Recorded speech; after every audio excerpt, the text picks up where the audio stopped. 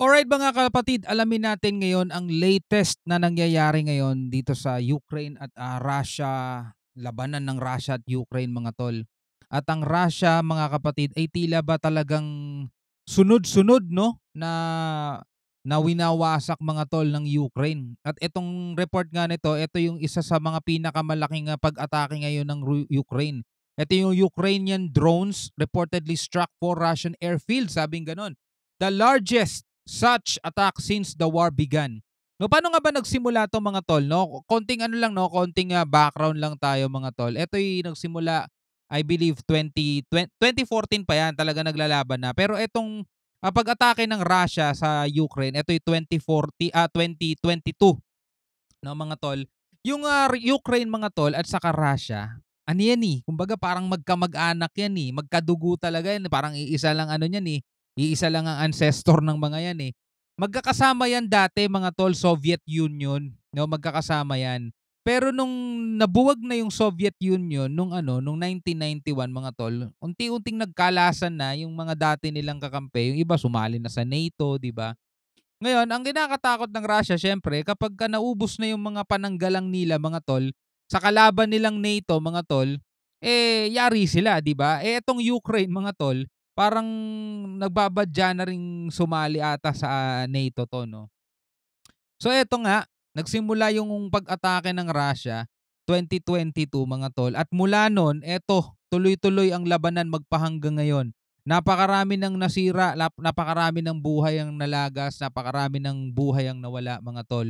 Dati itong Ukraine mga tol, sagana sa nuclear weapon 'to. Dahil sa kanila naiwan no yung mga nuclear na armas mga tol nung nabuwag na nga yung Soviet Union. Pero inano nila yun inalis nila yun mga tol Nalimutan ko yung reason bakit nila inalis yun, no. Pero eto, kalaban na nga yun nila ang Russia, at eto yung Ukraine mga tol, sila naman ang umoopensiba ngayon. At maraming ngang report na nagsasabing parang unti-unti na nga daw natatalo si Putin dahil nga sa pagdagsa din naman ng tulong ng Western country dito sa Ukraine, habang si Putin naman nakatanggap ng sandamakmak na sanction. Nahihirapan siya ngayon magbuo ng kanyang mga gamit dahil nga kulang na sila sa materyales mga tol, 'di ba? So eto, panoorin natin mula sa Wayon, Russia-Ukraine War, Ukraine's biggest drone attack against Russia. Alright, so wag na natin patagalin pa, panoorin na natin 'to mga tol.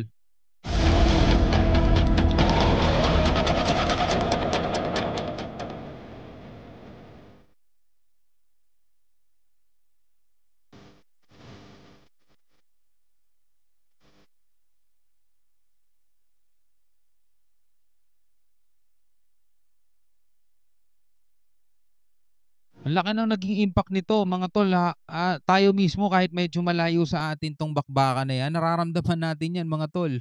'Di ba? Mararamdaman mo 'yan sa ekonomiya Though ngayon medyo mababa ang presyo ng gasolina ngayon, pero nung nagsimula 'yan mga tol, talagang pumalo yung presyo ng gasolina nung mga panahon na 'yon. We now get to the latest on the Russia-Ukraine war, where Ukrainian drones have reportedly struck 4 Russian airfields in what is being described as the largest attack of its kind since the war started. Dito mayaman yung Ukraine no. Marami silang drone. At hirap na hirap diyan si Putin mga tol, kahit yung mga sundalo niya. 'Di ba? Ang dami pang mga sundalo nila yung nag-awol na. Kahit yung mga mercenary nila 'di ba naalala ninyo yung binigyan natin ng reaction video, yung Chinese army na inupahan ng Russia para maging nila, army nila. Pati yun mga tol, hirap na hirap talaga sila. This move comes as Ukrainian forces push deeper into Russian territory following a cross-border incursion early this month that caught the Kremlin by surprise. Wow. Our next report Grabe. telling you more.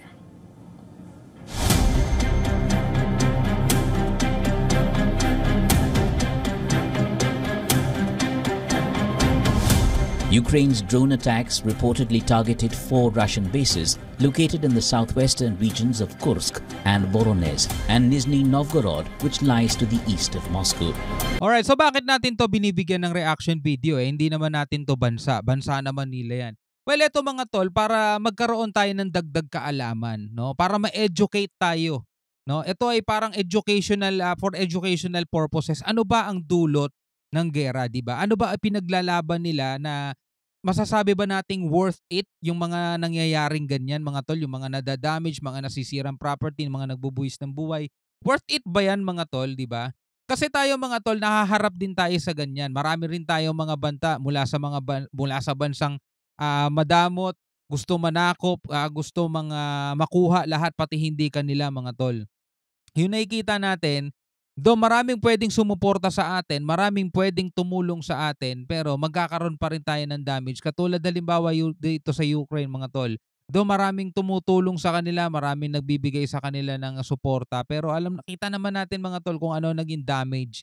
At hindi na natin maibabalik yon. Ekonomiya, pwede pa nating maibalik ulit pero yung mga nawala, mga nasira, hindi na natin maibabalik yon, mga tol. Yun ang hindi maganda, mga tol. Kaya nga sabi, walang nananalo sa labanan. Kaya dito sa Pilipinas, mga tol, pilitin natin at sana sikapin ng ating gobyerno na hindi talaga mauwi sa ganitong labanan yung nangyayari ngayon dito sa West Philippine Sea. Alright, tuloy natin. This is reportedly the most significant assault on Russia's airfields since the war started. This comes as Ukraine's ground forces continue their massive incursion, forcing thousands of Russians to flee their homes. Diba? Yung mga civilian nila, yung mga mamamayan, iniiwan na lang nila yung tahanan nila. Yung mga bahay nila na hindi mo alam kung ilang taon nilang pinundar yun, pinagsikapang buuin. Diba? Wala talaga eh. Russia's defense ministry reported that on Wednesday, they managed to destroy 117 drones described as aircraft type, along with 4 tactical missiles in Kursk and neighboring regions. The region's governor, Alexander Gusev, said on Telegram that more than 35 drones launched by Ukraine were shot down in Voronezh. Gusev said that although there were no casualties, the attack caused damage to property, vehicles and municipal infrastructure. Oh, kasi unmanned drone yan eh. Walang piloto yan eh, 'di ba? Walang casualties pero ang daming nasisira. 'Di ba? The attack caused damage to property, vehicles and municipal infrastructure. The Ukrainian Armed Forces meanwhile announced that its air force had destroyed a Russian Su-34 fighter bomber in the Kursk region on Tuesday night. Kabawasan na naman sa kanila yan. Хорошее есть сегодня просування. Sila kasi nagsimulang umatake nitong 2022 eh, 'di ba? Matagal na sila naglalaban, 2014 pa lang nagsimula na yan eh. Pero etong 2022, diyan nag-announce si Putin, mga tol. Diyan siya nagsabi ng mission nila. So eto na nga, ilang taon na nakalipas, mga tol. Eto at umiepon, ano ba yan? Nabubulol ako diyan. Offensive, no? Ang ano naman ngayon, ang Ukraine naman ang umaatake. Ukrainian President Volodymyr Zelensky, in a video address, claimed the drone strikes hit their targets exactly as planned. He also claimed that Ukrainian forces captured Russian soldiers in southern Russia and destroyed a Russian fighter jet. However, he emphasized that drones alone cannot accomplish everything, hinting at the need for additional military resources. In Belgorod, another region bordering Kursk, Governor Vyacheslav Gladkov declared a regional emergency on Wednesday. In a message on Telegram, he described the situation as extremely difficult and tense. Residents in the area began evacuating on Monday due to the advancing Ukrainian forces. Biruin mo itong naglalaban, mga tol, parang iisang dugo lang yan. Oo, kasi humiwalay kasi tong Ukraine eh. Pero kung titignan mo, halos magkaano lang yan eh. Halos magkakamag-anak lang yung mga yan eh, di ba? Ngayon naglalaban-laban sila ngayon, no? Grabe. Zelensky confirmed that Ukrainian troops had captured 100 Russian servicemen, adding to the tally of prisoners taken during this offensive. Magkasama yan dati sa Soviet Union, USSR. Yun ang pinakamalaki dati, yung Russia, yung pinakamalaki. Maliit na bahagi lang yung Ukraine, pero napakahalaga ng Ukraine para sa kanila. Kasi ano yan eh, panangga nila yan eh. Kadikit lang din kasi nila yung mga bansang miyembro na ng NATO eh. Kyiv's tactics have reportedly led to the capture of approximately 1,000 square kilometers of Russian territory since the start of the incursion. As the conflict continues, the situation on the ground remains fluid. Bureau Report, we are World is One. Diba?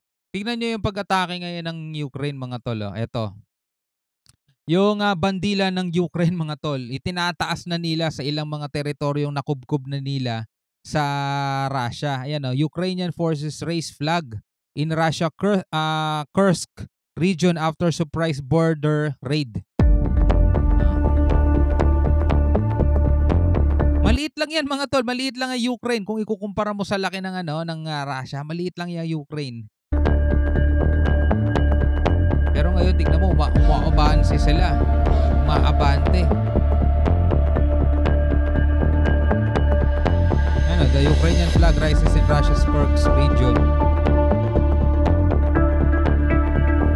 Tapos tinapaktapakan nila yung watawat ng Russia.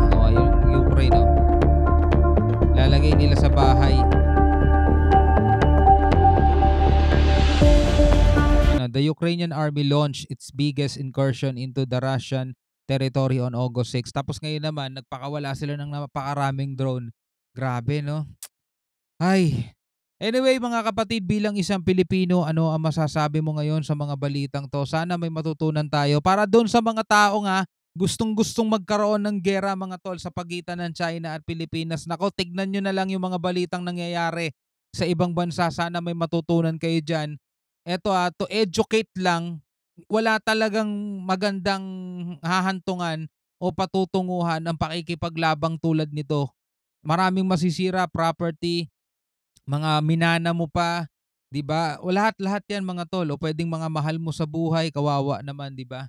Anyway, maraming salamat sa inyong panonood. Hanggang sa muli, ako nga pala si Shobaldi. Peace out.